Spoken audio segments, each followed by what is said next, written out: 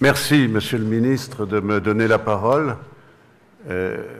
Mesdames et Messieurs, je dois d'abord vous dire, en mon nom propre, mais je pense pouvoir m'exprimer au nom de tous les Français qui ont participé à ce forum, vous dire la considération que nous avons pour l'action qui est menée dans ce pays pour faire entrer le Maroc dans la modernité, c'est-à-dire l'intégrer à une communauté internationale, à un monde qui est désormais globalisé, et ceci sans qu'il renonce à ses fondements culturels et religieux. Alors, bon, j'ai entendu cette remarquable synthèse qui a été faite et on voit bien que nous nous sommes concentrés sur un objectif qui était l'objectif de co-développement. Aujourd'hui, nous sommes davantage dans le voisinage, voire dans des statuts avancés. Et voisinage, statut avancé, en réalité, c'est la continuation ou l'amélioration de ce que nous avons connu depuis la création du partenariat.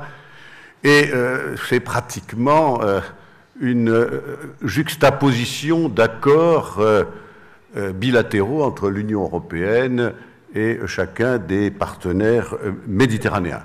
Alors que le co-développement auquel nous pensons, c'est une intégration économique, et l'intégration économique dans un ensemble régional suffisamment important. Alors, s'agissant de l'espace euro-maghrébin, nous avons entendu parler de deux voies. L'une, c'est celle d'une communauté de la Méditerranée, ou d'une union méditerranéenne, je dirais, couvrant l'ensemble de la Méditerranée.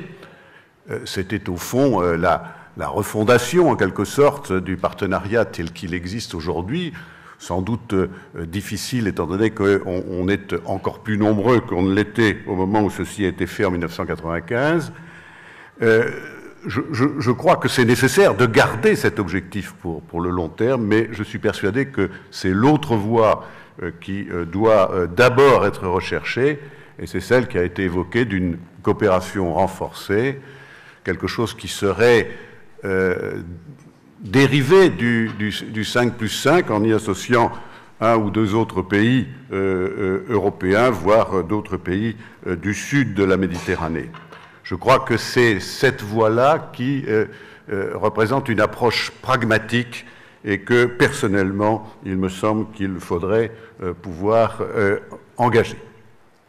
Alors, bien sûr, les conditions doivent être réunies et les obstacles sont nombreux. Il y faudra beaucoup de volonté politique et de leadership. Et d'abord, bien sûr, il faudra que certains progrès, je l'avais déjà dit, soient accomplis dans l'UMA. Mais j'ai entendu avec beaucoup d'intérêt le message très positif que nous a présenté M. Habib Ben Yahya et l'optimisme qu'a démontré le président Felipe González. Donc, moi, je souhaite que ceci se passe.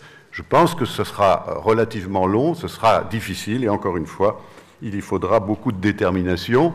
Résoudre ou tenter de résoudre le problème du Sahara occidental, ce dossier très, très difficile qui encombre la relation avec l'Algérie, et il faudra ensuite que les différents partenaires de l'UMA soient vraiment convaincus qu'il est de leur intérêt de s'engager dans ce processus.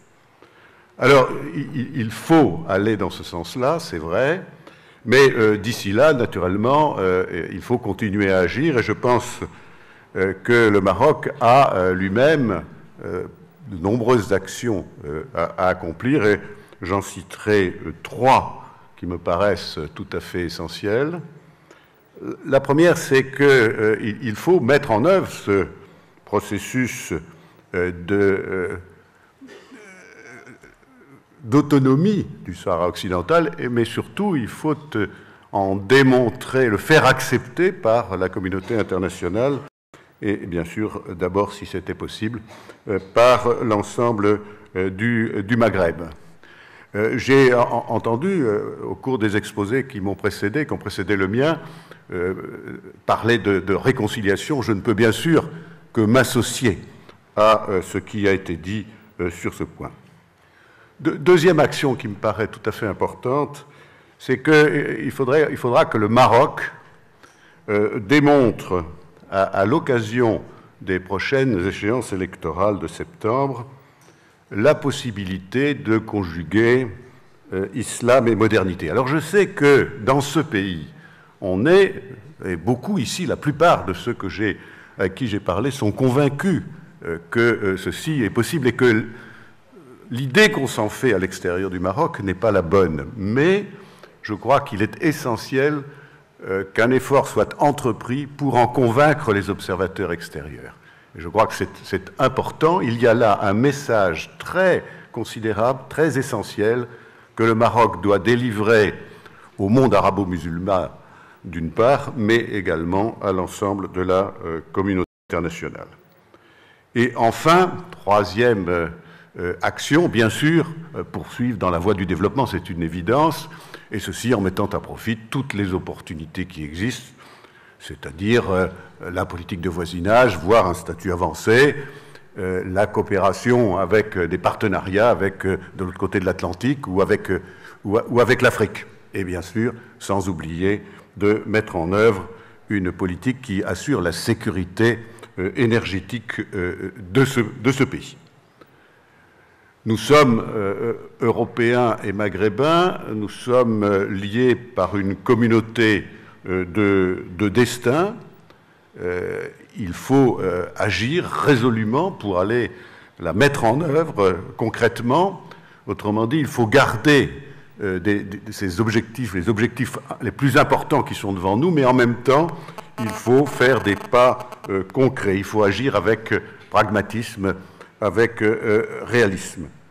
Mais je vais repartir de ce forum convaincu que le Maroc, sous l'autorité du roi Mohamed VI, est résolument engagé dans la voie du progrès et je lui souhaite bonne chance. Merci.